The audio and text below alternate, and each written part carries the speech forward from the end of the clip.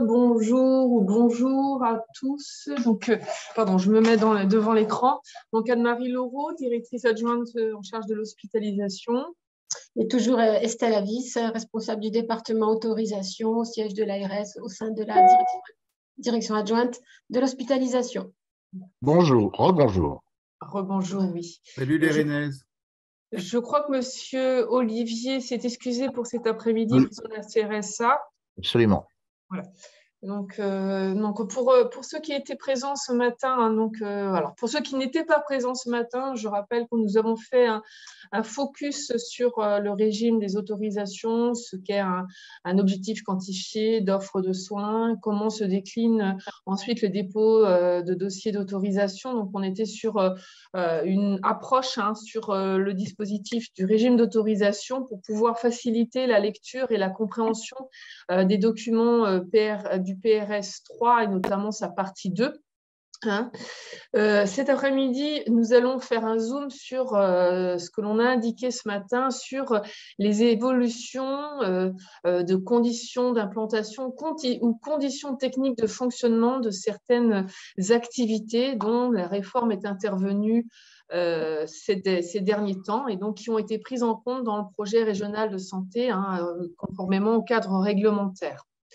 Alors, en toute franchise, je préfère vous prévenir tout de suite, c'est une présentation de 2 heures qui est dense, on va dire, qui effleure le sujet, dans la mesure où chaque activité a fait l'objet d'un travail en groupe thématique régional et avant d'engager ces travaux, il y a eu au moins 1 heure sur chaque thématique pour pouvoir présenter les enjeux. Donc voilà, l'exercice, c'est de réduire cette information pour que vous ayez les grandes lignes et faciliter la prévention. Deuxième observation, ni moi ni Estelle sommes médecins. Donc, nous ne pourrons pas répondre à des questions d'ordre médical sur les sujets. Par contre, on pourra toujours, après cette intervention, recueillir les questions et les repartager. Donc, l'objectif vraiment principal, c'est que vous ayez les bases, je veux dire, de compréhension des évolutions d'autorisation intervenues sur cette dernière année. Ça, c'est le premier niveau. Deuxième niveau d'information aussi, c'est que le support vous sera bien communiqué à l'issue de cette… alors, au plus tard lundi, on va peut-être se donner un petit peu de temps, est enregistré si vous avez besoin de vous y référer à nouveau pour ceux qui n'ont pas pu y participer.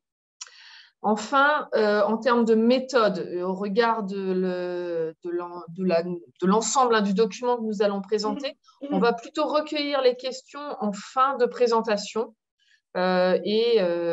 toujours dans un objectif de compréhension pédagogique. Je rappelle qu'on n'a pas vocation, au regard de ces réunions, de présenter les OCOS du PRS 3 ou les orientations actuellement prises, puisqu'elles font l'objet de discussions dans le cadre de la démocratie sanitaire. Nous sommes bien sûr une approche pédagogique permettant la compréhension du support. Je pense que j'ai mis les précautions d'usage pour bien repréciser le contexte. Alors, normalement, vous nous entendez, parce que je vois, et nous avons entendu des personnes, donc tout à l'heure par rapport au problème technique de ce matin, on a bien entendu que nous pouvions vous entendre si besoin. J'invite les participants qui n'interviennent pas à couper leur micro et puis prendre quand ce sera nécessaire ou d'utiliser la levée de main. Mais comme je vous l'ai dit, ça sera plus opérationnel si on retient les questions en fin de présentation. Le chat peut également être utilisé. Oui, le chat, je le suivais ce matin pour ceux qui étaient présents. Donc, bonjour à tous pour ceux qui n'étaient pas là ce matin. Je vais partager mon écran du coup. Voilà.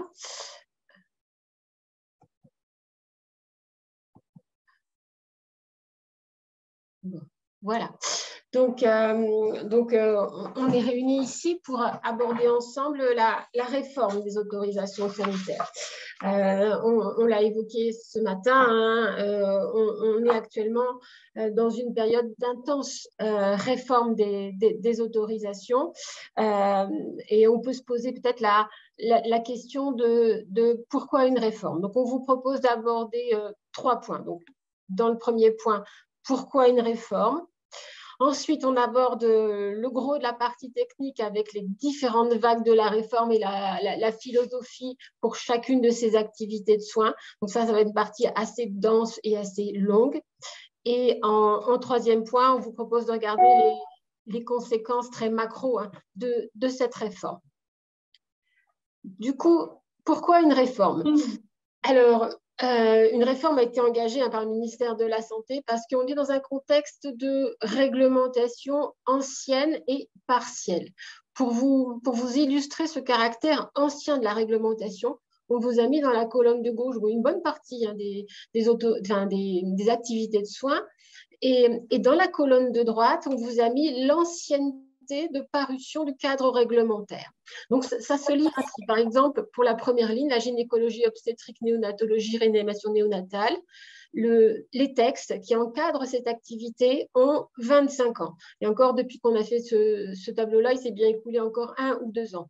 Donc, ça vous montre aussi que la plus récente des activités, c'est celle qui s'appelle activité interventionnelle sous imagerie médicale en cardiologie. Elle a été rénovée il y a une quinzaine d'années. Depuis, les techniques ont évolué, les exigences aussi ont évolué et il est apparu nécessaire de refondre ce cadre réglementaire pour le rénover.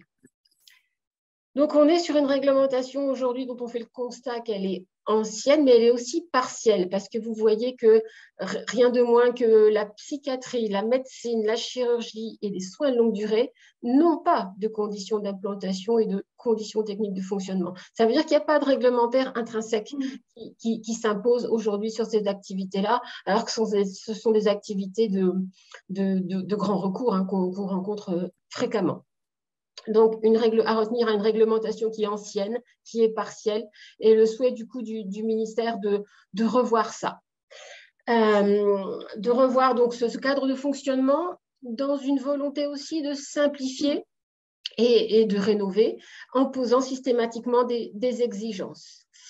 Alors, la rénovation, elle est guidée, hein, fortement guidée par le souhait d'améliorer la qualité et la sécurité des prises en charge, avec dans l'idée de déterminer un socle minimal de normes qui s'impose à toutes les activités, dans une logique de parcours du patient, c'est-à-dire de prise en compte de l'amont et de l'aval de son hospitalisation, tout en introduisant des éléments de qualité de prise en charge. Donc, c'est tout ce qu'on appelle la démarche qualité dans les établissements, les indicateurs de qualité, les indicateurs de vigilance et registres qui sont posés ou réaffirmés pour certaines activités. Donc, l'idée, c'est de porter un point important à la qualité et la sécurité des prises en charge. Est-ce que vous pouvez couper votre micro si vous n'intervenez pas, s'il vous plaît? Merci. Tout en ancrant l'offre de soins dans son territoire, avec dans l'idée d'encourager le faire ensemble, la coopération entre les acteurs pour créer de vraies filières de soins. L'idée aussi, c'est de promouvoir une approche territoriale de l'offre qui soit graduée, en fait. S'il y a vraiment un mot à retenir sur cette réforme, c'est bien l'idée d'une gradation des soins, avec l'idée que tout ne peut pas se faire partout et qu'il y a des plateaux techniques de recours à certains endroits, il y a des plateaux techniques de proximité à d'autres endroits et ils doivent fonctionner bien sûr ensemble et le patient doit être opéré au bon endroit au regard de sa pathologie. Donc l'idée c'est de promouvoir ce faire ensemble et une gradation des soins qui soit organisée à l'échelle du territoire. L'un des points importants aussi de cette réglementation, c'est bien sûr d'introduire l'innovation. Quand on voit qu'on a des textes qui ont 25 ans, c'est clair que toutes les innovations, toutes les téléconsultations, toute la téléexpertise qu'on peut connaître aujourd'hui, elle n'était pas présente. Donc, l'idée, c'est d'introduire cette innovation avec les nouvelles pratiques qu'on peut connaître, mais aussi développer des stratégies thérapeutiques qui sont innovantes et pouvoir les proposer aux malades. Donc, si je reprends un petit peu, donc amélioration de la qualité, inscription d'une offre dans son territoire et prise en compte de l'innovation. Alors, cette redéfinition des conditions d'implantation et des conditions techniques de fonctionnement, elle s'est faite dans un cadre concerté. Alors, pour ceux qui n'étaient pas là ce matin, je redis peut-être, les conditions d'implantation, c'est l'environnement de l'activité. Par exemple, pour pouvoir faire de la réanimation aujourd'hui, il vous faut disposer d'une autorisation de chirurgie. Les conditions techniques de fonctionnement, c'est les conditions intrinsèques à l'activité. C'est par exemple le personnel, les locaux, etc. Donc, cette rénovation du cadre réglementaire applicable à l'activité, elle s'est faite dans un cadre concerté qui a commencé avant la crise Covid et qui s'est organisé via des groupes techniques nationaux qui ont été mis en place, des groupes de travail. Il y en avait 23. Alors, je ne vais pas détailler l'ensemble de ce qu'il y a sur ce PowerPoint, mais c'est l'idée de vous montrer qu'il y avait une concertation assez large, notamment avec les sociétés savantes, notamment avec les fédérations d'établissements, avec des représentants d'usagers aussi. Et donc, il y avait un foisonnement de discussions qui s'est inscrit dans le temps et avec la crise Covid qui est arrivée dessus, qui a été à un moment donné stoppée. Et du coup, les productions réglementaires ont vraiment abouti en 2022. Voilà. Donc, des productions réglementaires qui ont abouti, mais pas toutes encore. Puisque, alors ça, c'est un tableau que j'ai présenté ce matin, mais je le représente à nouveau pour ceux qui n'étaient pas là. On sait maintenant qu'on va avoir deux vagues de réformes. Il y a une vague de réformes pour lesquelles les décrets sont parus. C'est les activités qui sont figurées en haut de tableau sur fond orangé. Du coup, ces réformes vont pouvoir être intégrées au PRS 3 qui va paraître. Par contre, une deuxième vague de réformes qui n'a pas pu paraître à temps pour être intégrée à ce PRS. Et du coup, c'est les activités en fond vert auxquelles on peut maintenant adjoindre la médecine d'urgence puisque les décrets ne sont pas parus.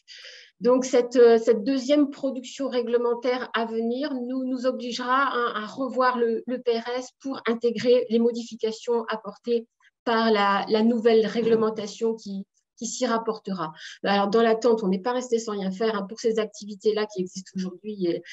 On a procédé quand même à des ajustements dans le nombre des autorisations, donc des ajustements, ce qu'on appelle d'objectifs quantifiés de l'offre de soins pour permettre parfois des développements d'activités. Donc, une réforme en deux temps liée à une production réglementaire qui va se faire elle aussi sur le reste de l'année 2023 pour la seconde partie. Donc, donc ça aboutit forcément à un champ des activités de soins et des équipements matériels lourds qui est en évolution. Et j'ai essayé de vous figurer en bleu ce qui changeait. Alors, vous voyez que est nouvellement apparu, enfin en tout cas a été érigée en une activité de soins à part entière, l'hospitalisation à domicile. Avant, c'était en fait une activité de médecine développée sous forme d'HAD. L'HAD devient une autorisation, une activité de soins à part entière avec un cadre de fonctionnement qui lui est propre et qui montre quelque part aussi l'importance qu'on souhaite poser pour cette activité. Alors, avec la réforme, les soins de suite et de réadaptation ont changé de nom. Ce sont devenus les soins médicaux et de réadaptation, mais on va l'évoquer juste après. Une activité qui bouge aussi beaucoup, c'est celle de la réanimation, puisqu'elle est élargie au champ des soins critiques. C'est là, enfin, vous savez que la réanimation a été très mobilisée pendant la crise Covid. Et l'idée aujourd'hui, c'est d'avoir en face de nous non plus seulement de la réanimation, mais des soins critiques avec des activités qui peuvent s'upgrader rapidement en lit de réanimation pour faire face à des événements inattendus. Alors, un champ d'activité qui bouge également, c'est celui de la chirurgie, puisque apparaît à côté de la chirurgie adulte et la chirurgie pédiatrique, la chirurgie bariatrique. Donc, c'est la chirurgie liée à la prise en charge de l'obésité. Hein. Et ça, c'est vraiment une activité qui est en émergence dans la société, mais également dans le droit, du coup.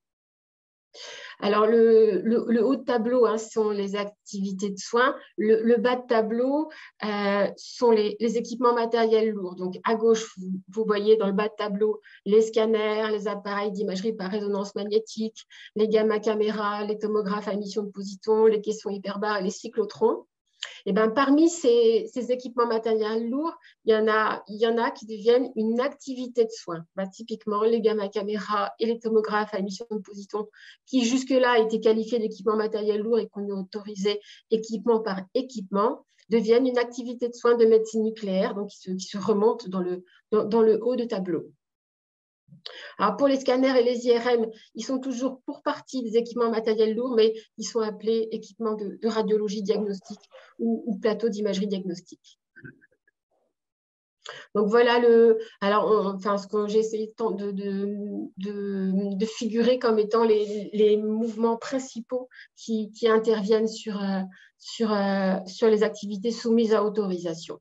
Maintenant, au sein de chaque activité, des évolutions se font jour et c'est ce qu'on va vous présenter. Donc, les différentes vagues de la réforme. Je me permets d'insister. On a quelques nuisances sonores d'un micro et je pense que je vous remercie de bien fermer votre micro.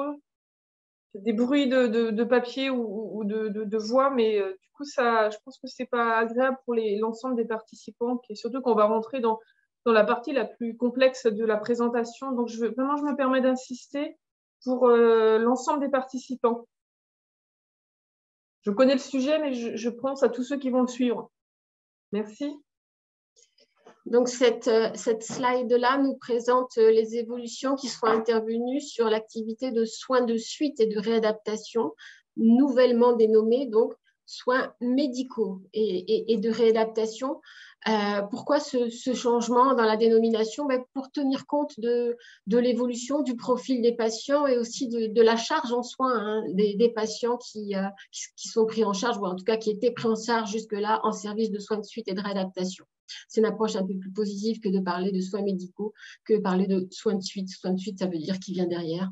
Ce n'était pas forcément très positif pour les professionnels. Donc, le cadre réglementaire qui fonctionnait jusque-là est figuré sur le panneau de gauche et le cadre futur est figuré sur le panneau de droite. Ils sont visualisés en bleu, les évolutions, en tout cas dans les dénominations.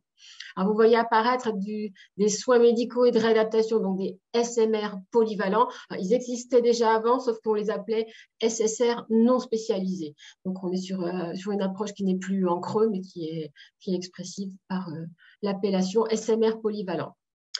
De même apparaît une modalité pédiatrie déclinée en 2 tranches d'âge, les enfants et les adolescents, et une seconde tranche d'âge plus large qui est celle des jeunes enfants et adolescents. Bien sûr, les enfants et les adolescents étaient déjà pris en charge dans des services de SSR, mais ce n'étaient pas des services de SSR qui étaient identifiés comme étant une modalité pédiatrique à part entière. On avait des enfants qui étaient pris en charge en service, par exemple, de l'appareil de SSR, de l'appareil locomoteur, autorisé pour la prise en charge d'un public jeune, mais là apparaît une modalité pédiatrie à part entière très identifiée par cette tranche d'âge. Il n'y a pas de spécialisation à cette modalité, tout du moins au niveau de l'autorisation. Après, les ponts sont assez faciles à faire entre le système qu'on a connu jusqu'à présent et le système de demain, hein, sur le système nerveux, le locomoteur, le cardiovasculaire. Bon, le respiratoire devient le pneumologique. Le système digestif, métabolique et endocrinien change un tout petit peu de dénomination, mais on est sur des mots. Par contre, un point important, hein, de cette réforme, c'est l'apparition d'une mention oncologie. Donc, on avait déjà la mention oncohématologie qui existait, mais là apparaît une mention oncologie qui permet de prendre en charge des patients qui sont atteints, bien sûr, de pathologies cancéreuses. Je vais passer à la slide d'après qui reprend un petit peu ce que je viens de dire. Donc, une activité qui est renommée, donc de soins de suite et réadaptation, on passe à soins médicaux et de réadaptation. On crée une mention polyvalent, une mention pédiatrie également, et puis cette modalité cancer, hein, qui permettra de faciliter la prise en charge des patients atteints de cancer à chaque étape de leur parcours.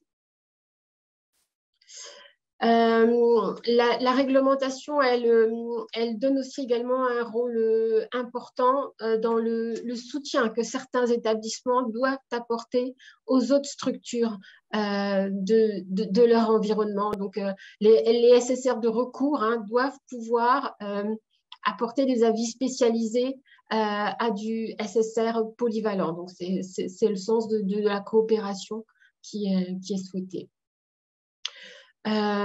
Également, l'idée de la réglementation, c'est d'inciter fortement les établissements à développer à la fois de l'hospitalisation complète et à la fois de l'hospitalisation à temps partiel, de proposer les deux formes d'hospitalisation. Ça doit être le principe, hein, désormais, pour une autorisation de SMR, de soins médicaux et de réadaptation. Par exception, on pourra ne trouver qu'une seule des deux modalités isolés, mais l'idée, c'est qu'il y ait les deux sur un même site. Alors, on vous a mis quand même à chaque fois les orientations, hein, qu'on donnait au PRS3 dans sa partie un petit peu rédactionnelle. Donc, nous, en Bretagne, hein, on porte l'idée, hein, qu'il est important de développer le SMR système nerveux, notamment pour répondre aux besoins des patients cérébro-lésés. On a également identifié un besoin en SMR post-réanimation, donc pour permettre à des patients qui sont en service de réanimation de pouvoir sortir assez rapidement et d'enclencher assez rapidement une rééducation qui leur permettra la récupération. Ça vise notamment des patients qui souffrent de pathologies neurologiques ou respiratoires. Bien sûr, hein, on a un enjeu de vieillissement de la population bretonne que tout le monde a repéré. Donc, l'idée, c'est d'accompagner ce vieillissement par le développement de SMR gériatrique. Autre enjeu aussi, hein, puisqu'il répond quand même à un impératif de santé publique qui se développe, et là, c'est tout ce qui est troubles du comportement alimentaire et de l'obésité. Donc, on souhaite mettre l'accent, hein, sur le développement de SMR, système digestif, pour répondre aux besoins qui se font jour dans ce domaine. Alors, pour ce qui concerne le trouble du comportement alimentaire, notamment en lien avec la santé mentale. Alors, pour ce qui est de la nouvelle mention SMR oncologique, on a essayé d'identifier au sein de chaque établissement, essayer de repérer au chaque établissement la part de leur activité qui relevait des SMR oncologiques et de prévoir du coup des autorisations pour ces services-là en regard à partir du moment où elles atteignaient un certain volume d'activité. Donc, vous le verrez dans les objectifs quantifiés de l'offre de soins, il y a un vrai affichage, en tout cas de l'ARS, d'un potentiel d'autorisation à donner sur ce SMR oncologique en rapport avec l'activité repérée au sein des établissements. Sur le SMR dédié à une population jeune, donc le SMR pédiatrique, hein, la difficulté aujourd'hui, celle de concilier la contrainte de la rareté de la ressource en professionnel, hein, pédiatrique, hein, avec quand même la nécessité de développer une offre en proximité et développer les coopérations avec la médecine pédiatrique. Donc, l'idée, c'est de développer l'offre, mais d'être réaliste quand même dans ces perspectives de développement de l'offre au regard des contraintes qui sont les nôtres. C'est l'idée aussi d'introduire dans ces orientations la promotion des techniques et des organisations innovantes. Donc, très clairement, le développement des équipes mobiles de réadaptation, rééducation et tout ce qui est dispositif de téléconsultation, téléréadaptation, télérééducation qui se développe, qui fonctionne bien et qui permet aussi de répondre à cette difficulté de la rareté des ressources médicales. L'un des points aussi importants qu'on a souhaité valoriser, c'est la prise en charge des conduites addictives. Tous les départements aujourd'hui ne sont pas dotés de services de soins de suite liés aux conduites addictives. Donc, l'idée, c'est d'en prévoir un au moins dans chaque département. Voilà pour ce qui est du SMR. Je vais passer du coup à une autre activité, si vous en êtes d'accord. Donc, le principe de chaque activité, comme vous voyez, c'est vraiment faire le zoom sur l'évolution réglementaire et de vous projeter ce que vous allez, vous découvrez actuellement dans le PRS3, les quelques grandes lignes de chaque activité. Mais donc, ça permet de faire le lien entre la réglementation et ce qui est inscrit dans le PRS3 en termes de démarche, quoi. Donc là, je vais passer à l'hospitalisation à domicile, donc qui est érigée comme une activité de soins à part entière, avec une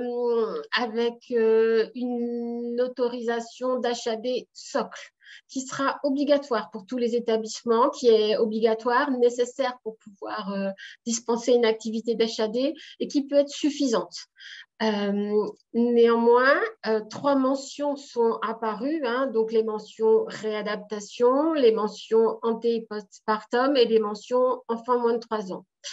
Pour pouvoir avoir cette intervention en direction soit de populations spécifiques comme sont les moins de 3 ans ou les nouveau-nés, enfin les parturiantes, ou pour pouvoir avoir cette approche de HAD de réadaptation, il faudra obligatoirement disposer d'une autorisation d'HAD socle. Alors, je ne vais peut-être pas vous détailler chacune des activités, mais le principe qu'on pousse au niveau de l'ARS, c'est l'idée que chaque HAD, donc qui va disposer d'une autorisation d'HAD socle, puisse investir les mentions réadaptation, anté, postpartum, enfant de 3 ans, puisse l'investir je dirais, à son échelle, à l'échelle du temps qui lui conviendra. On ne lui demande pas d'emblée d'être opérationnel sur chacune de ces mentions, mais surtout qu'elle puisse investir ces mentions, non pas forcément en internalisant les compétences qui y sont rattachées, mais en conventionnant avec une structure voisine qui dispose des compétences. J'illustre, par exemple. On va demander aux structures d'HAD de développer la mention réadaptation, mais on ne leur demande pas de recruter des masters kinés ou des médecins de médecine physique et de réadaptation. On leur demande de conventionner avec le service de soins médicaux et de réadaptation qui est voisin du leur et qui dispose de ces compétences. C'est l'idée du faire avec, c'est l'idée de la coopération et du conventionnement pour développer cette activité au domicile des patients. Donc, sur la mention réadaptation, je pense que vous voyez un petit peu quand on est sur un profil de patients qui ont besoin de rééducation qui dépasse les services apportés par les simples masters kinés de ville. Sur la mention anté-postpartum, l'idée, c'est de prendre en charge des mamans avant ou après la naissance. Et sur la mention enfant moins de 3 ans, elle est assez explicite. C'est prendre en charge des enfants et notamment des nouveau-nés qui sont en service de néonatologie et qu'on pourrait ainsi faire sortir un petit peu plus tôt des services de néonatologie pour rejoindre leur domicile. Alors, bien sûr, vous aurez le PowerPoint, donc vous pourrez réinvestir ces précisions qui vous sont apportées sur le plan visuel. Donc, les orientations de notre PRS, donc c'est de renforcer la place de l'HAD dans l'organisation territoriale et systématiser le recours à l'HAD. C'est, ainsi que je viens de vous l'expliquer, donc développer les mentions de spécialité sur toutes les HAD.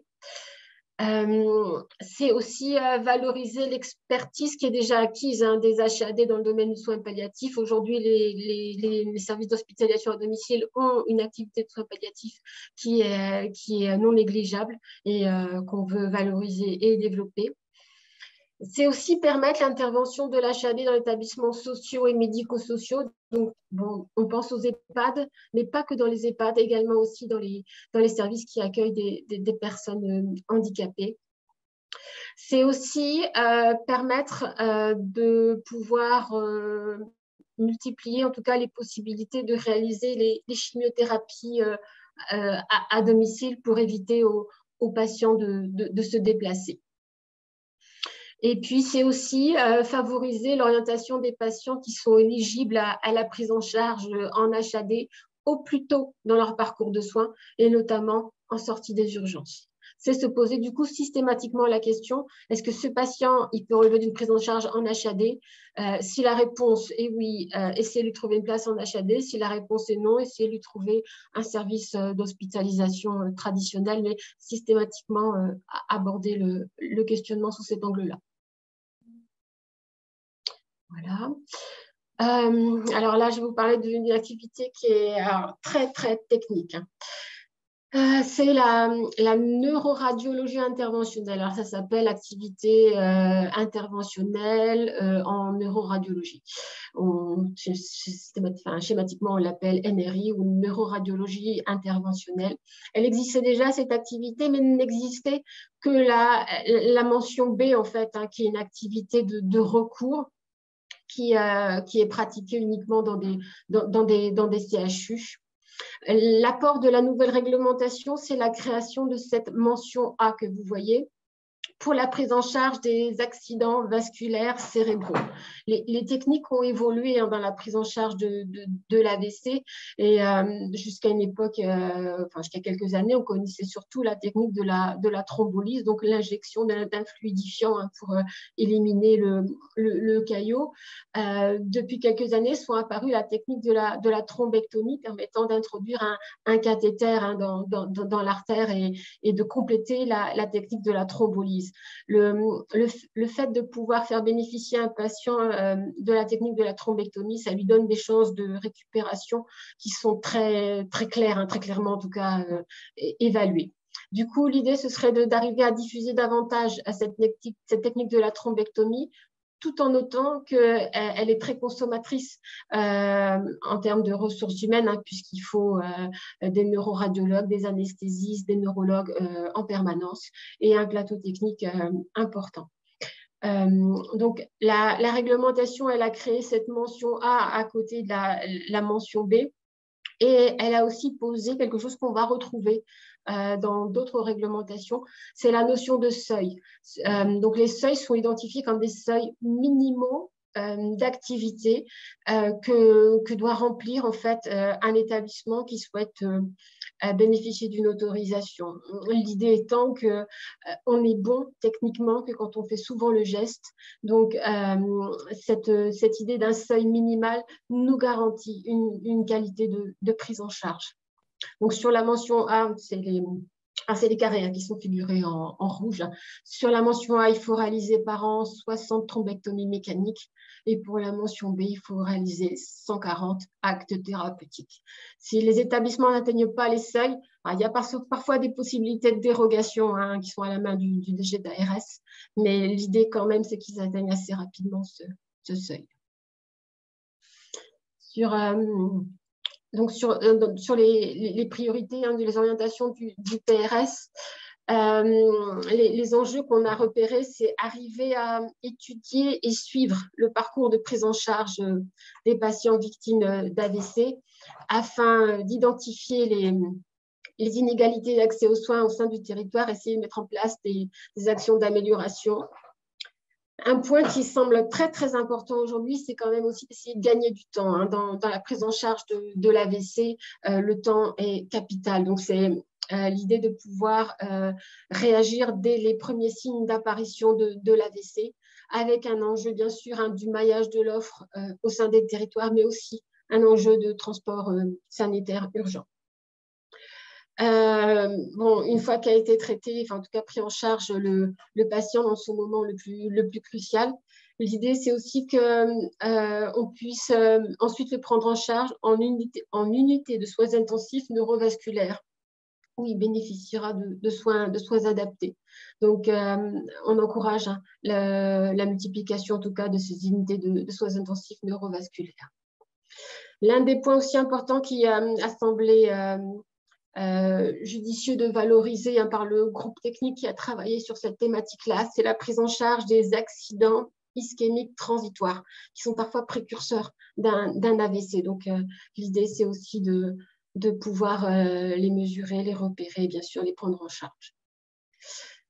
Dans le cadre de la réforme qui est intervenue, on a pu délivrer une autorisation sur le Morbihan et le souhait qu'on porte de manière forte dans ce PRS-là, c'est de pouvoir développer une activité sur les Côtes d'Armor. Même si on sait qu'il y aura du chemin avant de pouvoir y parvenir parce qu'il faut pouvoir réunir toutes les compétences qui sont nécessaires, mais ça nous a paru un signal important de pointer la volonté de doter les Côtes d'Armor d'une activité de thrombectomie. Voilà ce qu'on pouvait vous dire sur la neuroradiologie interventionnelle et la prise en charge de l'AVC.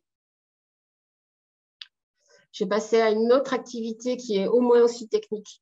C'est la cardiologie interventionnelle. Donc, une réforme qui a été posée en mars 2022 qui élargit le champ de l'activité. Jusqu'à présent, la pose des pacemakers, alors je vais dire simple, se faisait sous couvert d'une autorisation de médecine.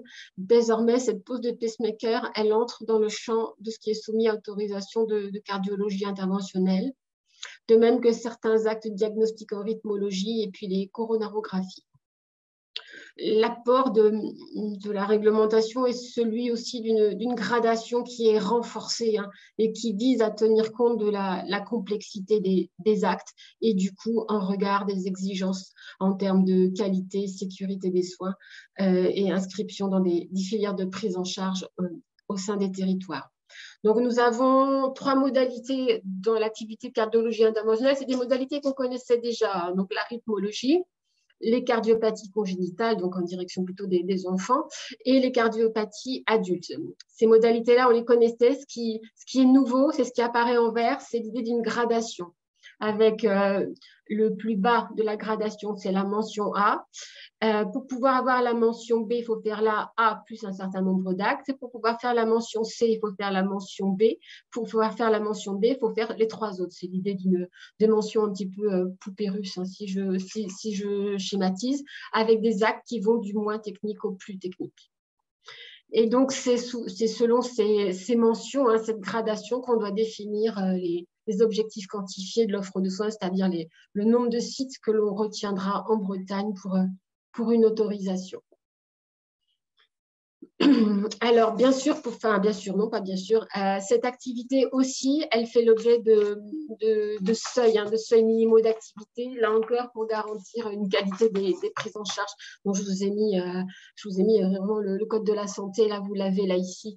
Bon, je ne vais pas le commenter parce qu'on est sur des aspects très techniques, mais c'est vous dire que sur chaque site, on regarde, nous, aujourd'hui, quels sont le nombre d'actes qui sont pratiqués pour voir si le site sera éligible à une autorisation, avec cependant un modulo, c'est que les DG d'ARS ont un pouvoir de dérogation. Quand un seuil ne sera pas atteint dans un établissement, mais que cet établissement sera le seul du territoire à pouvoir proposer cette activité, on pourra lui maintenir son autorisation.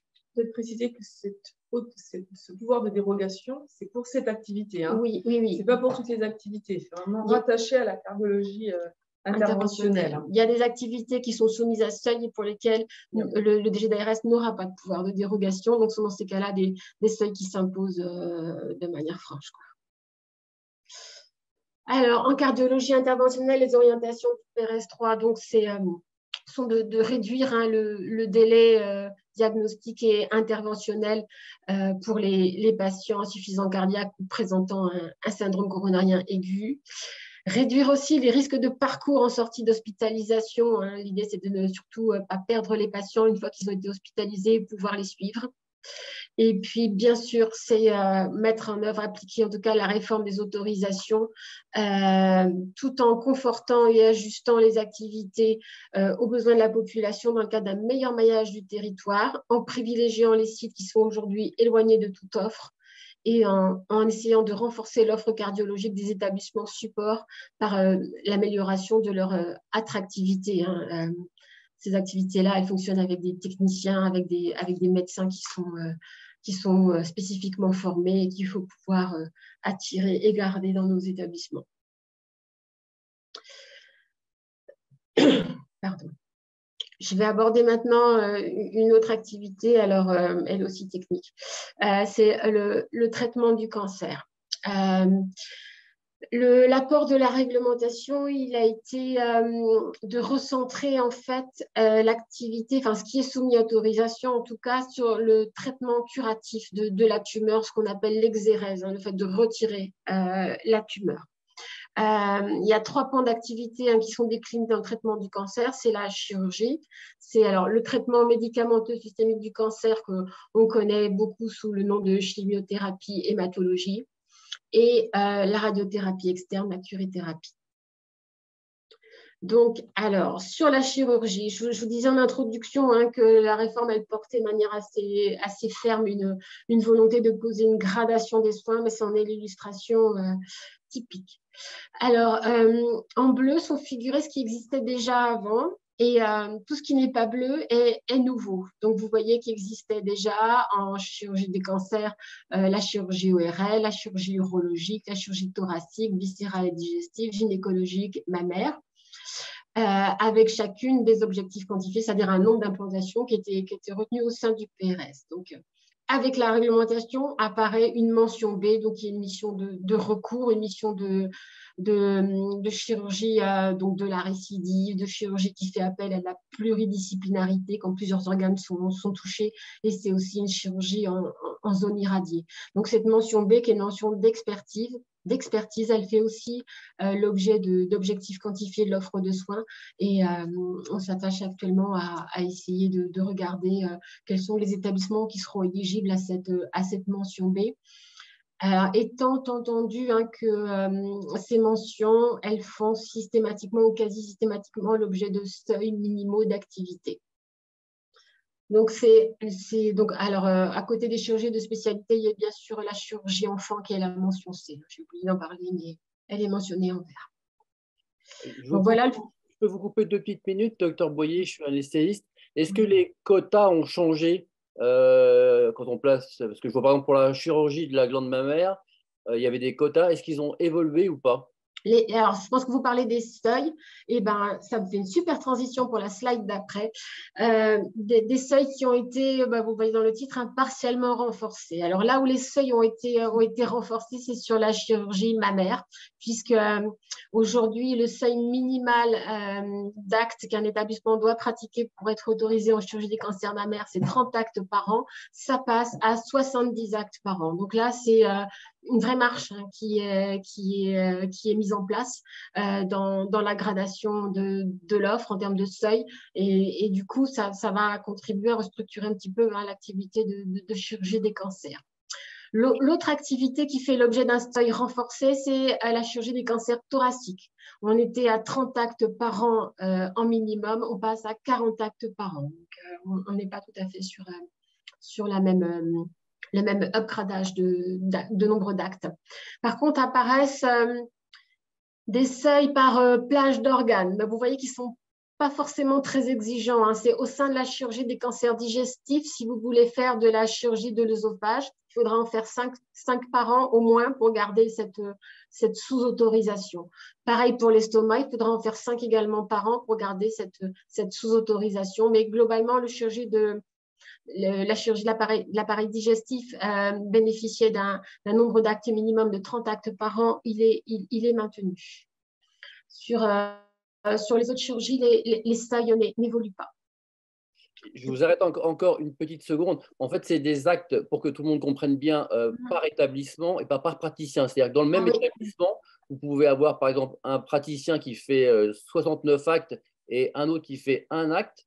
Les deux auront le droit de faire ce genre de chirurgie. Ce qui n'est pas normal parce qu'en termes de qualité, celui qui fera un seul sein, par exemple, par an, n'aura aucune expertise. Et ben, il y a eu un débat au plan national, est-ce qu'on devait autoriser, est-ce qu'on devait à poser des seuils par praticien ou par établissement, et bon, le choix a été fait de retenir parce que c'est pas qu'une histoire de chirurgien, c'est aussi une histoire de travail en équipe. Hein. Oui, non, mais je suis d'accord, mais dans certaines structures, comme la mienne par exemple, il y a un praticien qui fait 45 ou 50 seins par an, qui en fera beaucoup plus sur une structure par exemple comme l'hôpital de Saint-Malo où ils sont une dizaine à faire du sein. Alors, le principe général qu'il faut retenir sur l'ensemble de la présentation, au regard de votre intervention, docteur, c'est effectivement à chaque fois qu'on parle de seuil, c'est le seuil de l'autorisation portée par un établissement. Donc, c'est pas par praticien, quelles que soient les activités que l'on présente. Ce n'est pas spécifique à la chirurgie. Donc, ça, c'est un élément de compréhension, effectivement, qu'on n'a pas rappelé. Ce n'est pas rattaché à un praticien, c'est rattaché à la structure autorisée. Oui, je sais bien, mais en termes de compétences, vous comprenez bien que certains praticiens, quand on fait 45 seins, seront plus compétents que certains qui en font 3 ou 4 dans l'année. Et sur la structure, c'est pareil. Donc, s'il y a des dérogations, je pense qu'il y a certaines disciplines comme celui-là où ça pourrait être revu. On prend en compte votre remarque, docteur. Merci. Alors, donc, nous avions des seuils en chirurgie des cancers, nous en aurons toujours, c'est toujours quasiment là. En radiothérapie, les seuils ne bougent pas. En traitement médicamenteux systémique du cancer, c'est-à-dire chimiothérapie, hématologie, le seuil qui était de 80 prises en charge par an passe à 100 prises en charge par an. Donc, un seuil qui évolue, mais qui n'a pas d'effet restructurant en Bretagne. Donc, les orientations dans le domaine du traitement du cancer. Alors, il y a, dans le PRS, vous verrez, il y a 2 fiches sur le traitement du cancer. Il y en a une sur ce qu'on appelle la partie 1 qui développe tout ce qui est en lien avec les orientations du plan cancer. Mais dans le domaine de l'offre, et c'est ça que je vous ai remis à l'écran, l'idée, c'est bien sûr de planifier les autorisations avec la mise en œuvre de la réforme et cette fameuse gradation des soins qui va devoir prendre toute sa place. La seconde orientation, c'est également les chimiothérapies avec l'idée qu'on a vu dans l'HAD de renforcer la possibilité de traitement à domicile des chimiothérapies. Les techniques qui se développent le permettent de plus en plus. Et c'est bien sûr la structuration d'un parcours de soins qui permet d'améliorer l'accessibilité en proximité aux patients, accessibilité à des soins de qualité. Je vais passer à une autre activité qui est celle des soins critiques. Donc, alors un champ qui s'élargit, je vous l'ai dit en introduction. Alors là où on avait des autorisations de réanimation, demain nous aurons des autorisations de soins critiques qui prennent en compte alors ce qu'on connaissait comme les unités de surveillance continue qui étaient adossées à la réanimation et qui prennent désormais en compte tout ce qui est soins intensifs. Donc, à gauche, je vous ai mis avant la réforme, on connaissait 2 types d'autorisation, réanimation adulte, réanimation pédiatrique. Aujourd'hui, le champ d'activité est beaucoup plus large et beaucoup plus découpé.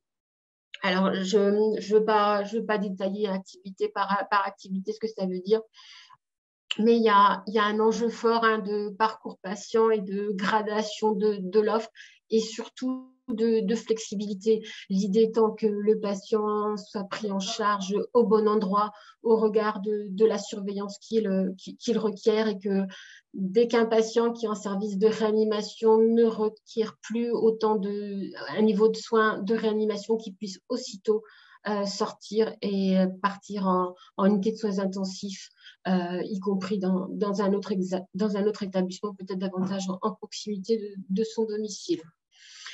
Donc, ce qu'on a connu jusqu'à présent comme étant les unités de surveillance continue sont à terme vouées à disparaître et être requalifiées en unités de soins intensifs polyvalentes dérogatoires ou alors être, alors dégradé, le mot n'est pas beau, mais il est illustre quand même ce que ça veut dire, requalifiées en unités de soins renforcées qui, elles, sortiront du champ des soins critiques. Alors, je vous parle de demain parce que les productions réglementaires ne sont pas achevées aujourd'hui. Aujourd'hui, on ne sait pas ce que seront ces unités de soins renforcées. On n'a pas de cahier des charges, on n'a pas de décret, on n'a pas d'arrêté. De la même façon, sur les soins intensifs polyvalents dérogatoires, on n'a pas de visibilité sur les modalités de financement. Or, ça compte aussi.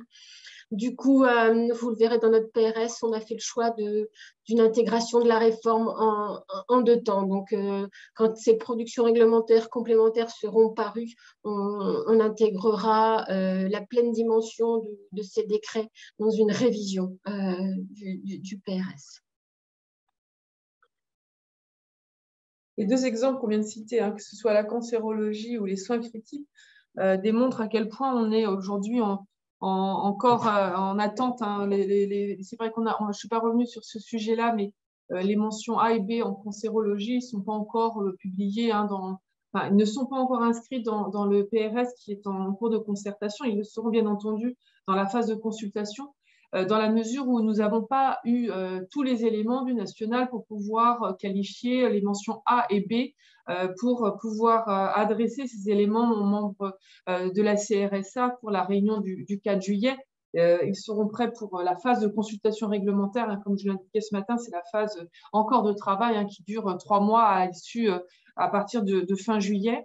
Donc ça, c'est un point. Et puis effectivement, les soins critiques, c'est le 2e exemple sur le fait que ce PRS, il est monté, il est travaillé avec un certain nombre d'incertitudes ou de manque de précision sur le cadrage réglementaire national sur des activités et notamment les soins critiques. Donc, le choix est fait aussi d'attendre ces éléments parce que écrire quelque chose qui sera revu et n'engage pas en fait finalement la sécurité de la vision que l'on a sur l'ensemble de nos activités à l'échelle régionale. C'est un choix qui a été fait aussi dans d'autres régions.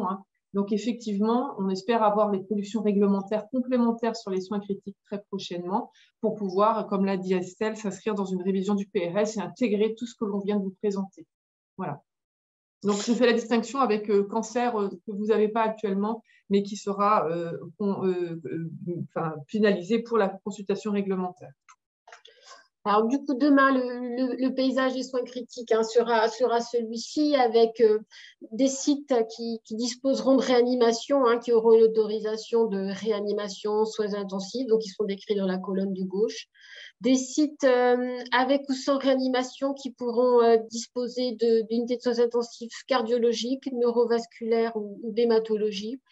Et des sites sans réanimation, du coup, qui seront qualifiés de soins intensifs polyvalents dérogatoires, et qui sont indiqués à droite du tableau. Voilà comment on peut résumer le paysage des soins critiques de demain. Donc, un site avec la réanimation adulte, site avec ou sans réanimation adulte avec l'ensemble des unités de soins intensifs qui peuvent être possibles, et un site sans la réanimation adulte, mais peuvent avoir des unités de soins intensifs polyvalents. C'est tout ça qui reste à travailler avec la production des textes réglementaires. Oui, est-ce qu'on a une idée aussi des coûts, excusez-moi, des coûts de financement de tout ça? C'est bien ça qui nous manque aussi, très clairement. C'est que c'est une dimension qui est importante à prendre en compte, et on n'a pas d'éléments par rapport aux ressources financières qui seront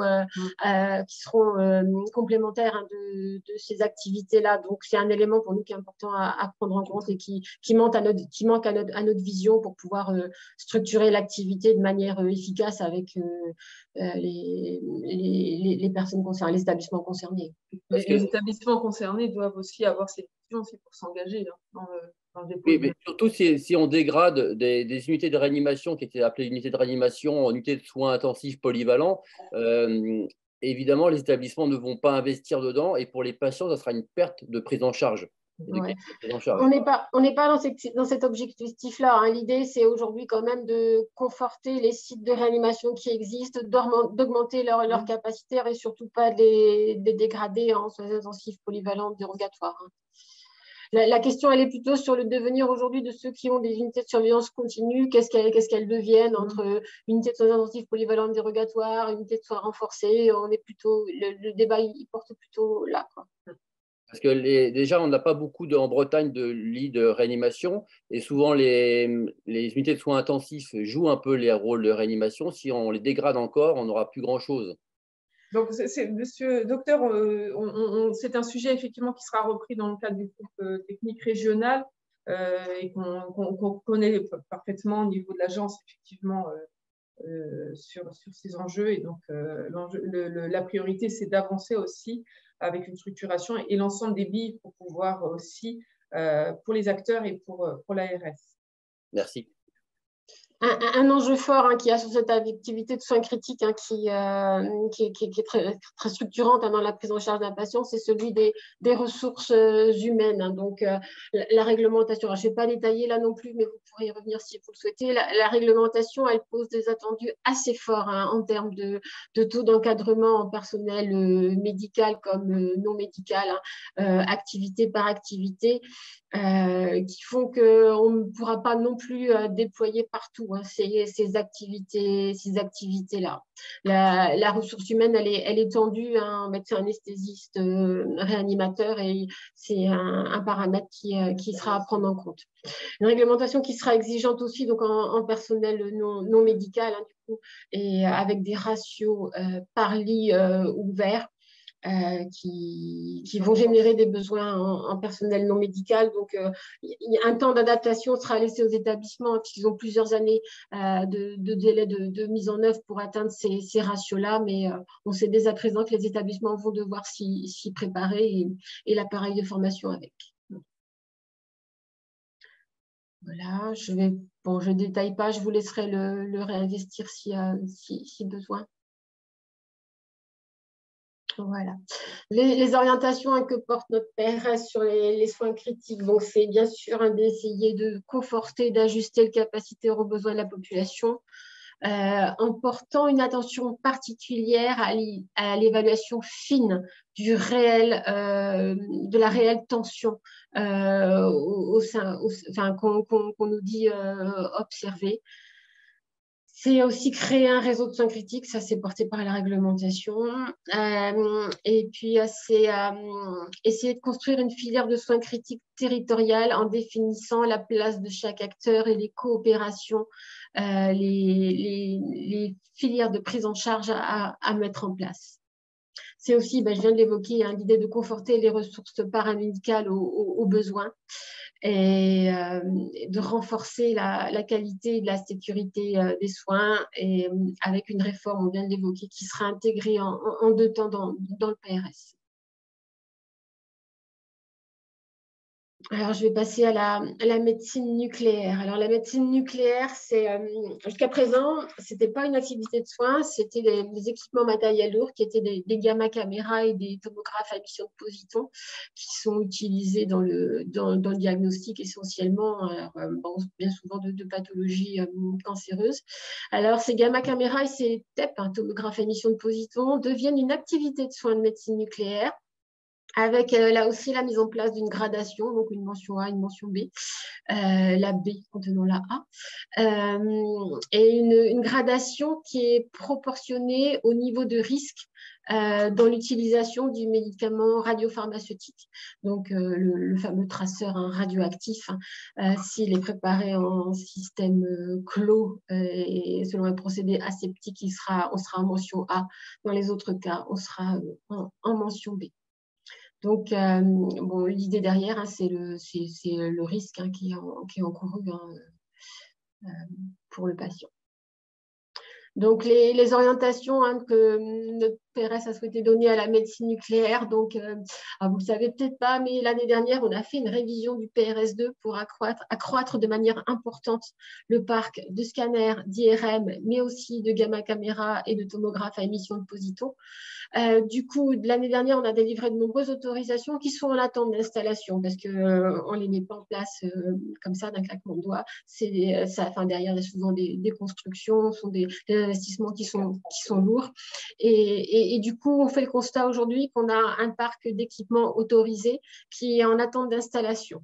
Du coup, il y a, vous le verrez, une évolution au sein du PRS 3 qui est proposé, mais qui reste mesuré par rapport à l'effort important qu'on vient de faire. Et qui dit autoriser des équipements, dit derrière avoir la ressource humaine pour la faire fonctionner, tant en personnel médical qu'en personnel non médical. Il nous faut des manipulateurs radio. Donc, comme on a beaucoup augmenté le parc de scanners, d'IRM, de gamma caméra et de TEP, tout ça est très consommateur de manipulateurs radio. Donc, on s'attache à essayer de faire évoluer le nombre de places en formation en Bretagne pour ces professionnels-là. L'idée, c'est quand même bien sûr d'essayer de développer l'accessibilité à la médecine nucléaire et aux nouvelles techniques thérapeutiques qui se font jour et qui se développent, qui se déploient sur cette activité de médecine nucléaire, notamment la radiologie interventionnelle vectorisée, la RIV. Je vais passer à une activité qui est plus facile à comprendre, qui est celle de la médecine. Alors, la médecine, je vous l'ai dit dans les toutes premières slides, c'est une activité qui jusque-là était dénuée de toute condition de fonctionnement. Et du coup, elle est nouvellement dotée d'un cadre. Il est là, il est structurant, mais il n'est pas exigeant outre mesure, j'ai envie de dire, sur la médecine. Il permet de poser l'idée d'une autorisation unique, c'est-à-dire que les établissements doivent développer à la fois l'hospitalisation complète et à la fois l'hospitalisation de jour. Sachant qu'il peut y avoir des exceptions, mais elles doivent rester des exceptions. Le principe, c'est qu'un établissement dispose des deux modalités, avec surtout des admissions directes de patients pour des séjours non programmés, en ne passant pas systématiquement par les urgences. Avec aussi des conditions spécifiques liées à la population qui est prise en charge, tant celle des personnes âgées que celle des enfants et des adolescents.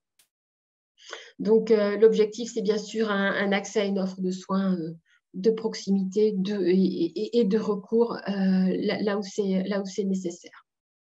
Je ne vais pas détailler ce qu'il y a en vert, mais ce sont les principes structurants de la réforme. Ce qu'il faut peut-être préciser, c'est quand on dit autorisation unique, aujourd'hui, on a des établissements qui ont une autorisation unique en hospitalisation de jour, par exemple, et ils peuvent, du coup, obtenir l'autorisation d'hospitalisation complète sans qu'un nouvel poste soit ouvert, en fait, un nouvel objectif quantifié d'offre de soins.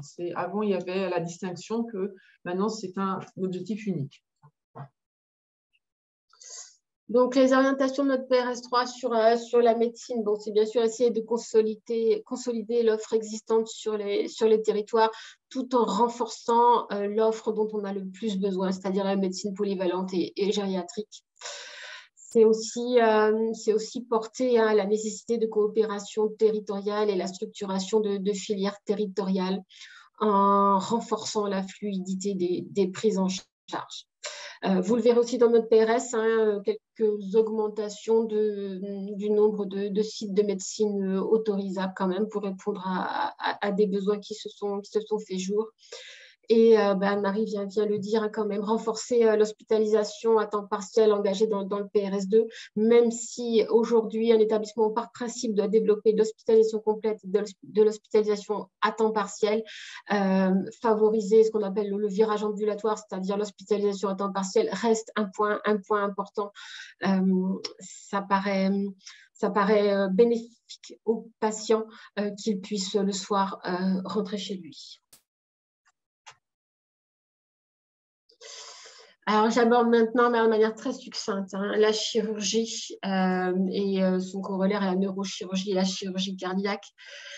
Sur la neurochirurgie et la chirurgie cardiaque, on est sur des activités de très haute expertise qui sont pratiquées uniquement sur des plateaux techniques de CHU et pour lesquels la réglementation a assez peu évolué. Donc, je ne vais pas en parler plus que ça. Peut-être davantage se concentrer sur la chirurgie. Donc, 3 modalités apparaissent. La chirurgie adulte, la chirurgie pédiatrique et surtout la chirurgie bariatrique, donc la chirurgie liée à la prise en charge de l'obésité. Alors, sur les chirurgies adultes et pédiatriques, alors, on ne donnera pas des autorisations par spécialité. Néanmoins, les établissements devront mentionner quelles sont les spécialités qu'elles exercent pour qu'on ait une visibilité accrue sur le panel de leur offre.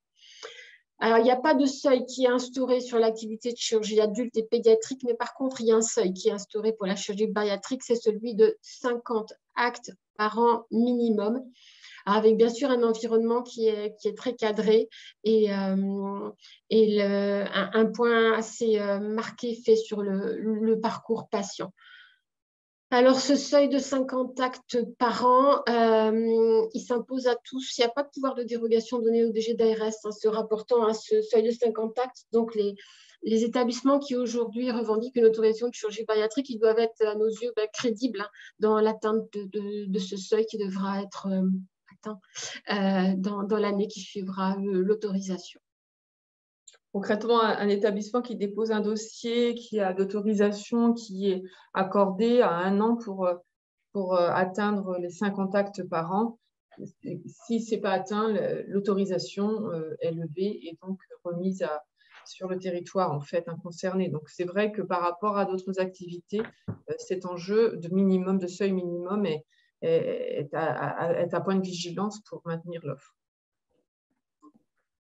Donc, sur la chirurgie et les orientations qui ont été travaillées au sein du groupe technique, c'est l'idée, bien sûr, d'optimiser l'efficience de l'offre en travaillant sur la gradation, sur, quand c'est possible, délégation de tâches.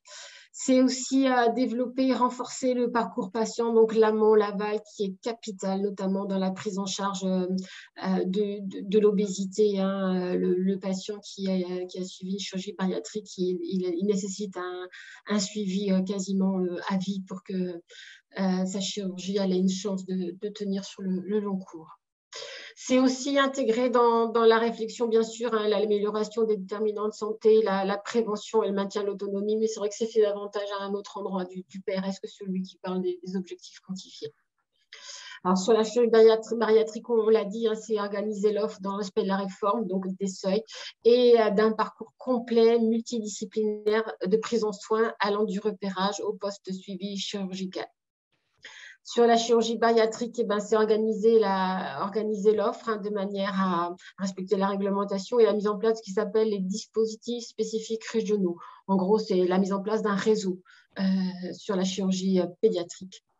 Et puis, c'est essayer toujours de développer l'attractivité des métiers, tant sur le personnel médical que soignant. Aujourd'hui, c'est le nœud du sujet. Alors, si vous en êtes d'accord, je vais passer à l'activité suivante.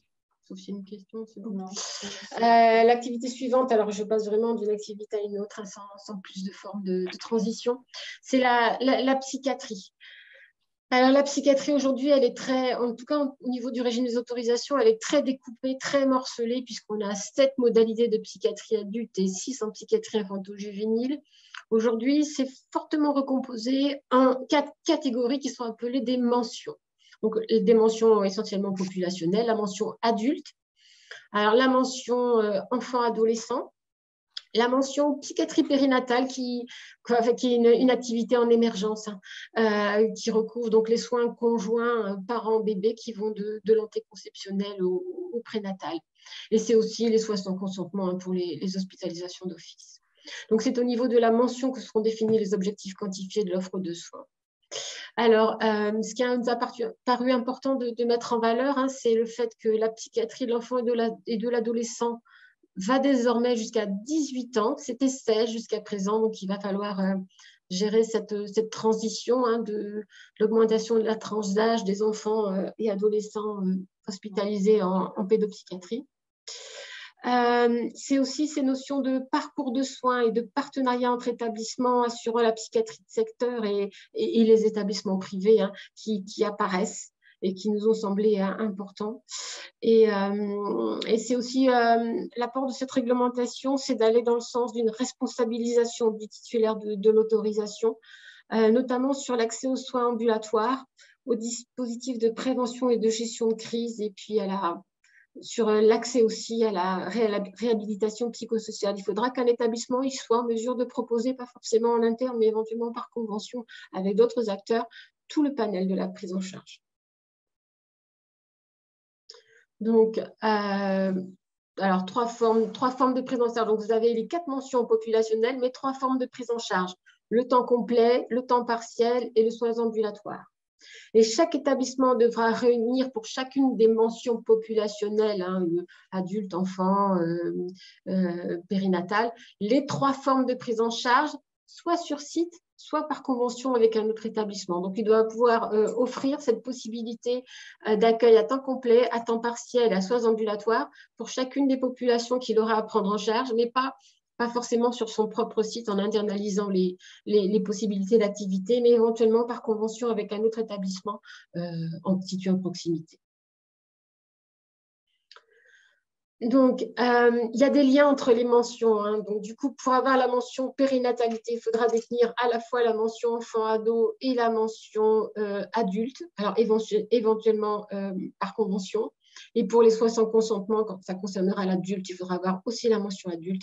Et quand ça concernera les adolescents, il faudra aussi avoir la mention adolescent. Alors, ce qui est nouveau, en fait, parce qu'aujourd'hui, on autorise chaque activité sur un site, donc de l'hospice complète à tel endroit, de l'hospice de jour à tel endroit, de l'accueil familial à tel endroit, des appartements thérapeutiques à tel autre endroit. Tout ça, c'est fini, en fait. On va autoriser une mention adulte à un établissement et il pourra librement déployer toutes les activités que vous voyez listées dans l'arrêté, là où il l'estime nécessaire, là où sont les besoins et là aussi où ses possibilités financières le lui permettront. Donc, il y aura une forme quand même de liberté dans l'organisation de l'offre que les établissements n'ont pas aujourd'hui. Alors, concrètement aussi, peut-être une précision hein, dans le document présentant les OPOS, c'est la seule activité de soins où vous ne voyez pas l'évolution entre la situation actuelle et la situation à venir, puisque comme vous le voyez, la situation actuelle nécessitait des autorisations multiples qui sont concentrées maintenant sur une autorisation d'activité ou de mention, et donc qui permet ensuite de déployer l'ensemble des modalités de prise en charge. Donc, c'est vraiment une structuration, ce n'était pas visible, de toute façon pas compréhensible non plus, donc c'est vraiment la cible qui est présentée dans le tableau relatif aux objectifs quantifiés d'offre de soins de la psychiatrie. Alors, donc, les conditions qui s'imposent à toutes les mentions de manière transversale sur la psychiatrie, hein, c'est bien sûr de garantir la continuité des soins, notamment en organisant l'orientation des patients vers les autres formes de prise en charge et la forme de prise en charge la plus adéquate au regard de sa pathologie. C'est d'établir un parcours de soins personnalisé pour le patient. C'est de travailler les dimensions réinsertion et inclusion sociale du patient, ainsi que la prise en charge des besoins en soins somatiques du patient.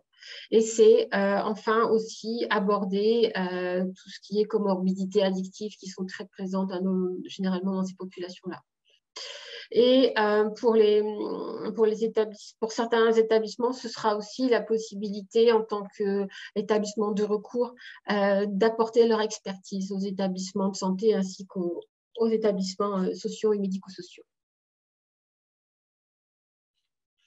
Alors, les orientations qui ont été posées dans notre PRS3, donc là aussi, il y a plusieurs fiches hein, sur la psychiatrie, mais celle qui a plus trait aux autorisations, en fait, elle met en avant l'application des principes suivants. Hein, c'est que bon, pour les mentions principales, hein, qui sont les mentions adultes et enfants, adolescents, la réunion des 3 formes de prise en charge qu'on a vues, c'est-à-dire hospitalisation complète, hospitalisation à temps partiel et ambulatoire, elle devra se faire au niveau du territoire de l'offre hospitalière ou bien de la zone d'intervention des établissements sectorisés.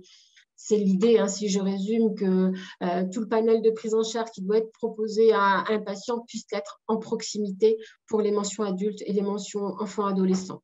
Par contre, pour la mention périnatale, qui est une mention en émergence, qui est une filière surspécialisée, on a estimé que toute cette complémentarité entre l'hospice complète, l'hospice à temps partiel et l'ambulatoire pouvait être réalisée à un niveau qui dépassait celui du territoire de proximité, donc à un niveau régional.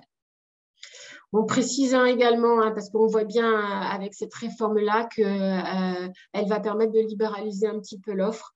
On a introduit quand même une mesure de prudence par rapport à ça, c'est que les développements d'activités qui seront envisagés par les établissements au sein des mentions qui leur auront été préalablement autorisées devront privilégier les évolutions par transformation, j'ai du mal, on est toujours là dans le virage ondulatoire, et avoir anticipé avec nous leur modalité de financement.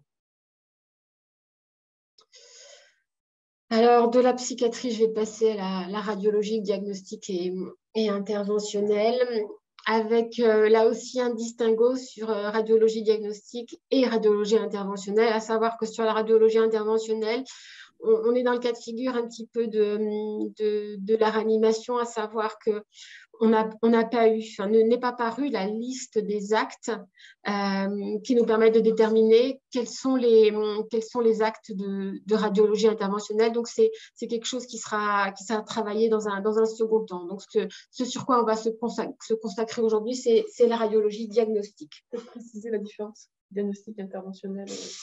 Le diagnostic, le diagnostic, c'est pour le diagnostic et l'interventionnel, c'est pour de la phase curative, quoi. C'est pour ça que c'est dans l'autorisation de soins, la radiologie interventionnelle. Ouais.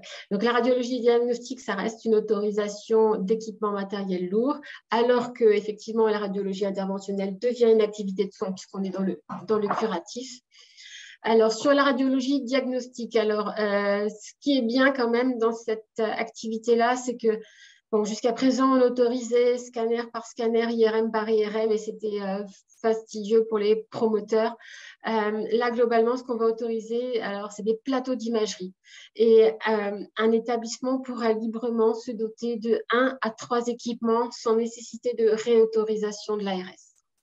Donc, ça, c'est le petit apport de cette réglementation.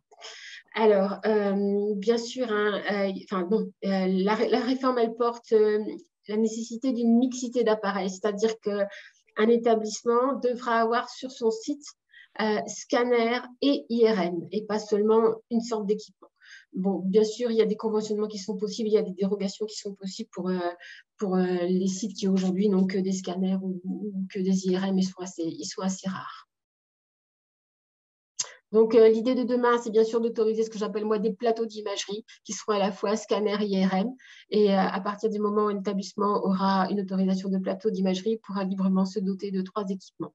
À partir du 4e équipement, c'est le schéma qui est indiqué ici. Hein.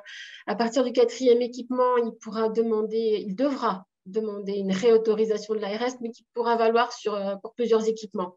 Et la limite maximale, c'est 12 équipements sur un site. On est loin de l'atteindre en Bretagne. Donc, sur la radiologie diagnostique, là aussi, il y a un groupe technique régional qui s'est réuni et qui a apporté, sans surprise, les orientations que vous voyez à l'écran. Donc, c'est bien sûr essayer de réduire les délais d'attente pour des rendez-vous en améliorant l'accès en proximité et en poursuivant l'évolution du parc d'imagerie en couple. Tout en notant ce que je vous disais en introduction, c'est qu'on a fait une révision du PRS2 l'année dernière et qu'actuellement, on a une vingtaine d'équipements de scanners et d'IRM qui sont en attente d'installation. Donc, ça va participer quand même de la réduction des délais d'attente pour l'accès à ces équipements. C'est aussi un point important qu'on a voulu mettre en avant, c'est l'accès à la mammographie et plus largement à l'imagerie de la femme qui est une vraie préoccupation en ces temps de démographie de radiologues en difficulté dans certains endroits. On retrouve cette attractivité médicale qu'il convient de travailler dans les régions qui sont en difficulté, particulièrement les Côtes d'Armor et le centre-Bretagne, dans la troisième orientation portée par ce PRS. Et puis, la 4e, c'est celle d'adapter les niveaux de formation de professionnels qualifiés aux besoins de l'offre de soins. On a aussi des techniques qui évoluent et l'idée, c'est d'adapter la formation des professionnels à ces techniques. Et puis, c'est aussi l'idée d'accroître le nombre de professionnels, notamment paramédicaux, qui devra être formés. Alors, sur la radiologie interventionnelle, on vous a mis quand même la gradation telle qu'elle est découpée, donc de la mention A, la mention la plus simple, à la mention D, la mention la plus complexe qui contient les trois autres. Mais ce n'est pas des éléments que je vais développer puisqu'on n'a pas travaillé cette dimension-là de la radiologie interventionnelle et on le fera à l'occasion d'une révision du PRS3 à partir du moment où on aura la liste des actes qui nous permet de déterminer quels sont ceux qui sont en mention A, quels sont ceux qui sont en mention B, C et D, sachant que cette liste d'actes, elle a posé beaucoup de problèmes au niveau national pour être stabilisée, à tel point qu'elle n'est pas encore parue. Donc, c'est visiblement pas un travail qui est facile. Alors, j'ai fini de parler de chacune des réformes d'activité de soins par activité de soins. Je vais aborder avec vous. Peut-être qu'à ce stade, on va parler des conséquences. Hein. Alors, c'est vrai qu'il y avait beaucoup d'informations. Merci d'avoir écouté avec attention. Si vous avez des questions à ce stade avant d'aborder les conséquences de ces réformes, je vois une question. Quelqu'un dit d'avoir vu l'AMP. La médicale à la procréation, ben oui, parce qu'en fait, c'est une activité dont le statut est un petit peu compliqué parce qu'elle n'a pas proprement parlé fait l'objet d'une réforme. Du coup, j'en ai pas parlé là ici. Pour autant, est sortie la loi bioéthique qui a quand même élargi le champ de l'aide médicale à la procréation à ce qu'on appelle l'AMP à visée sociétale, c'est-à-dire la possibilité, alors pour une femme, mais aussi pour un homme, mais bon, principalement pour une femme, de pouvoir conserver ses ovocytes pour un projet ultérieur de parentalité qu'elle aurait, sachant que c'est a priori quelqu'un qui n'a pas de problème médical, en tout cas pour avoir des enfants. Donc c'est ça l'AMP à visée sociétale. C'est ce qu'a introduit la dernière loi bioéthique, mais pour autant, le cadre de fonctionnement général de l'aide médicale à la procréation n'a pas été revu. Du coup, c'est pour ça qu'on ne l'a pas abordé. Pour autant, dans les OCOS, on élargit cette possibilité d'AMP à visée sociétale à 2 nouvelles autorisations sur les 2 départements qui n'en avaient pas. D'accord. Ok. Je n'avais pas vu. Alors, je me dis, j'ai raté un épisode à mon moment. On a concentré comme les districts sur les activités qui ont évolué de manière explicite, quoi. Ouais. Parce que c'est vrai que l'AMP n'a pas fait l'objet d'une réforme en tant que telle. Enfin, les conditions techniques de fonctionnement n'ont pas évolué et du coup, elle est sur un statut un petit peu mixte, cette activité-là. Quelqu'un pose la question de la chirurgie dentaire. Alors, ça ne fait pas l'objet d'une chirurgie de spécialité. Non, ce n'est pas une chirurgie de spécialité. Si vous pouvez préciser, vous pouvez intervenir. C'est partie de la chirurgie globalement, mais c'est la... Isabelle Battani, donc je voulais savoir si cette discipline-là de la santé, du soin, entrait dans les autorisations, était concernée par les autorisations. Alors, on a les pratiques thérapeutiques spécifiques en chirurgie, voilà. Donc, pour moi, la chirurgie dentaire, je pense que vous voulez parler de maxillofaciale stomatologie. Voilà, c'est ça. Voilà, donc voilà, c'est ça, d'accord. Écoutez, ça fait partie des mentions. En fait, dans ce qu'expliquait Estelle, c'est de pouvoir, c'est les pratiques thérapeutiques pour la chirurgie adulte qui sont données globalement et pour lesquelles on demandera à chaque établissement déposant un dossier de préciser, de mentionner l'activité qui sera réalisée. Mais ce n'est pas une activité à proprement parler, comme la chirurgie bariatrique et pédiatrique qui a évolué, mais par contre, on demandera pour avoir une cartographie de l'offre à l'échelle régionale. Voilà. Elle n'est pas soumise à une régulation comme la chirurgie adulte, pédiatrique ou bariatrique, mais par contre, on demandera aux établissements de nous déclarer les activités qu'ils font, dont celle-ci, pour avoir cette visibilité-là. Sur l'écran, vous avez un ensemble des chirurgies qui sont justement pour lesquelles on demandera la mention, en fait, pour pouvoir avoir cette vision de l'organisation de l'offre. Monsieur Durand qui est là. Pardon. C'est Monsieur Durand, vous voulez intervenir? Je ne vois pas les mains là. Oui, j'aurais souhaité savoir sur le plan gynécologie obstétrique, quand est-ce que puisque ça ne figure pas là, quand est-ce que les décrets ou les les éléments vous parviendront.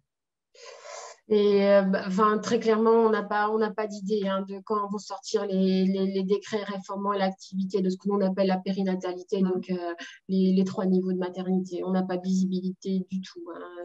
Je vais repréciser parce que vous parviendront. Il faut déjà qu'au niveau national, on va reprendre la diapo, que vous ayez bien assez en tête, celle qui présente, je ne sais pas si vous avez... Là. Voilà, regardez sur la partie en vert, vous avez l'activité gynéco-obstétrique néonate et réanimation néonate. Donc, c'est l'activité dont vous faites référence pour lesquelles les décrets ne sont pas parus au niveau national. Donc, ce qu'Estelle explique, c'est que on n'a pas de visibilité, nous, sur la parution de ces textes. Donc, dans le cadre du PRS 3, on n'a pas pu intégrer les évolutions réglementaires attendues. Et donc, ça fera partie d'une des activités de soins qui sera soumise à révision du PRS 3 dès lors que les textes seront parus. Donc, on est soumis entre guillemets, au calendrier national pour que on puisse vous communiquer ensuite les orientations. D'accord, merci. Il y a d'autres questions? Monsieur Durand, vous avez toujours votre main levée, mais je pense que c'est la main de tout à l'heure. Oui, merci. Je n'ai pas de chat.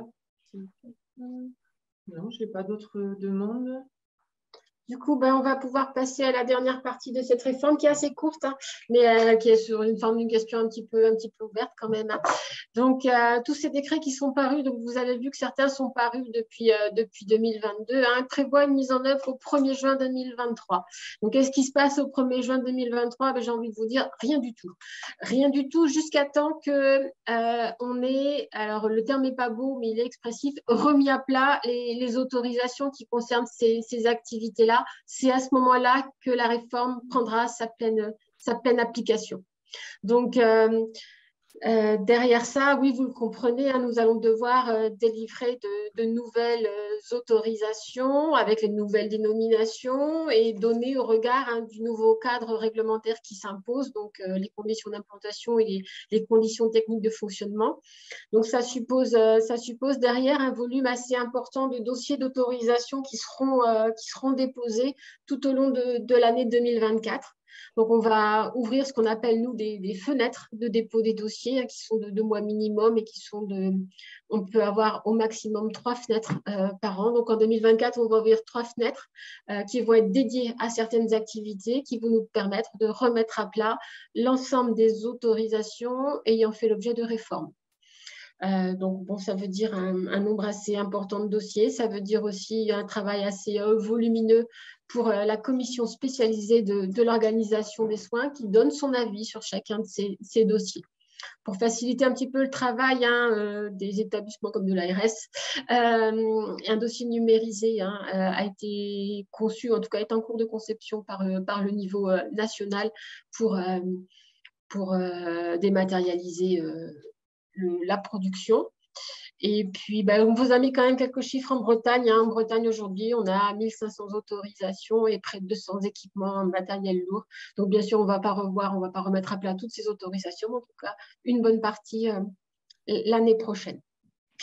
Et puis, pour finir, peut-être, on vous a mis... Alors, attends, parce que j'ai une petite question. Alors, oui, je viens de répondre pour la demande relative aux documents qui vont être...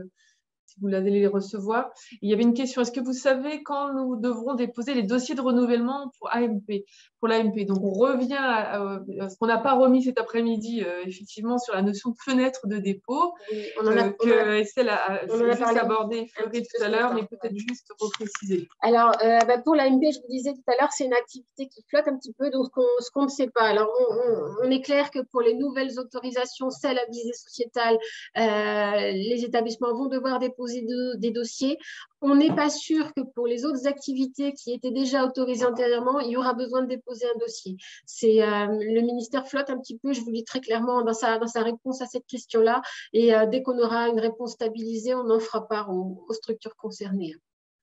Donc, de la même manière, hein, et de manière en tout cas plus globale, hein, sur les fenêtres de dépôt qu'on va ouvrir en 2024 et qui vont cibler des activités, on communiquera très largement sur l'ouverture de ces fenêtres, parce que c'est important que les établissements ne ratent pas ces fenêtres. C'est important qu'ils sécurisent juridiquement leur autorisation en déposant un dossier.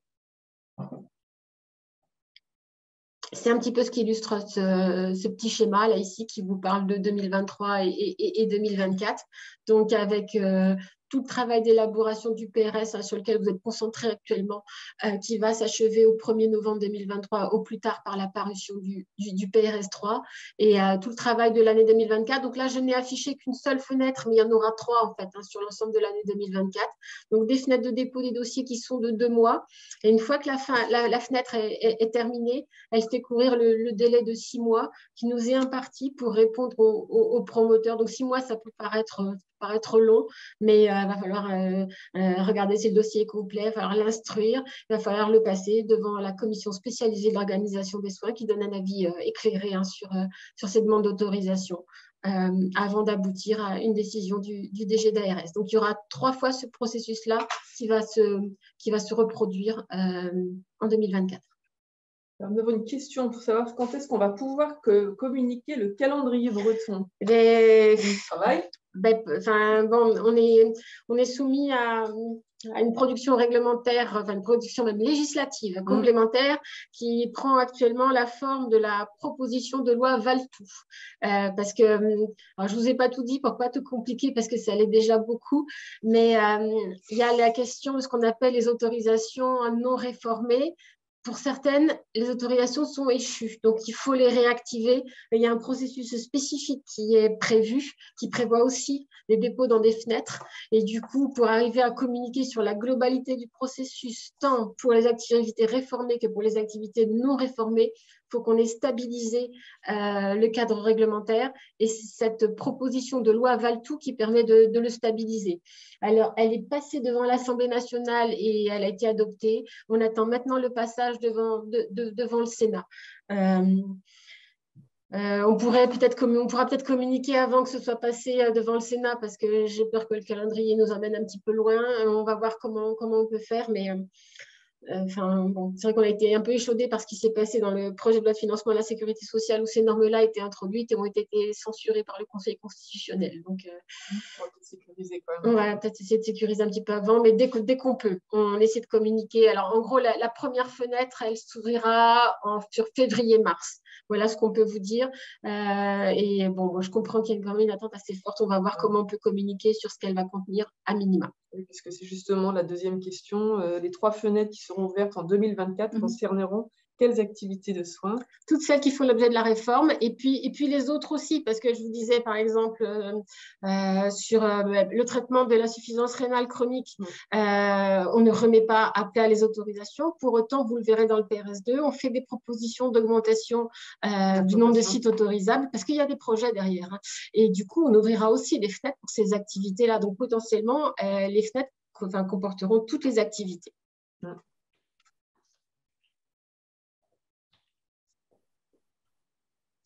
Est-ce qu'il y a d'autres questions à ce stade? On sait très bien que c'est une présentation qui est un petit peu indigeste, donc on vous laissera la réinvestir. Si vous avez des questions, alors sur le contenu de cette formation, hein, n'hésitez pas à nous écrire. Je mettrai en fin de diaporama notre adresse de messagerie auprès de laquelle vous pouvez nous communiquer vos questions. Oui, l'objectif, hein, comme je le rappelle, c'est que cette information elle vise à vous aider à lire le PRS 3. Donc, si vous avez des questions, c'est d'ordre théorique. Les débats relatifs aux ouvertures de sites, de DOCOS ou d'orientation du PRS, hein, sur son contenu se tiennent naturellement dans le cadre de la démocratie sanitaire. Et c'est vraiment le soutien, on va dire, pédagogique et technique qu'on a tenté de mettre en œuvre ce matin et cet après-midi au travers de ces 2 présentations. Normalement, l'envoi va vous être rapidement fait suite à la réunion de ce jour. Peut-être préciser que pour les membres de la commission spécialisée de l'organisation des soins qui seront amenés à étudier chaque dossier d'autorisation, on refera avant chaque commission un focus sur le cadre réglementaire applicable à l'activité dont on va aborder les dossiers. Oui, il faudra faire la piqûre de rappel qui va bien au moment, oui, parce que… Plus détaillé. Voilà. C'était, comme on l'a dit, on a effleuré pour vous permettre pour faciliter la lecture, mais effectivement, à chaque XOS, on aura une intervention un peu plus technique pour pouvoir appréhender le dossier. Alors, je n'ai pas d'autres questions. Alors, j'ai quelqu'un qui écrit. Merci. Oui, pour ceux qui ont participé, je pense que c'est pour l'ensemble. Hein. On a bien la confirmation par Corinne Garnier que le PowerPoint de ce matin vous a été diffusé. Donc, ça va suivre pour celui-ci. Voilà. Je lui envoie. C'est vos travaux de week-end, je ne sais pas, mais en tout cas, je pense qu'avec cette présentation, vous aurez une lecture plus aisée en fait, du support. Merci, Corinne. Écoutez, s'il n'y a pas d'autres questions, je vous remercie en tout cas de votre participation. J'espère que cette présentation vous a été utile. En tout cas, l'objectif était une simplification et une pédagogie pour pouvoir faciliter les travaux à venir de concertation réglementaire, de consultation réglementaire, à venir et de débat au sein de vos instances. Merci à vous. Et bon courage.